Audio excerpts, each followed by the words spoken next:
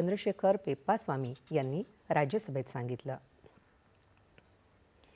भारत दौऱ्यावर आलेले इटलीचे उपपंतप्रधान आणि परराष्ट्र मंत्री अँटोनिओ ताजानी यांच्या नेतृत्वाखालील शिष्टमंडळानं आज मुंबईत राष्ट्रीय शेअर बाजाराच्या कार्यालयाला भेट दिली। भारतात आल्यापासून आपण अनेक कंपन्यांचे उद्योजक, युवा तसंच मध्यम लघु उद्योजक आणि स्वयंउद्योजकांची भेट घेतली। या सगळ्याची चर्चा करताना भारतात अनेक संधी असल्याचं जाणवलं, असं ताजानी म्हणाले। या कंपन्यांसोबत गुंतवणूक करण्यास इटली उत्सुक असून मोठ्या प्रमाणात गुंतवणूक याआधीच केली आहे, असं ते म्हणाले।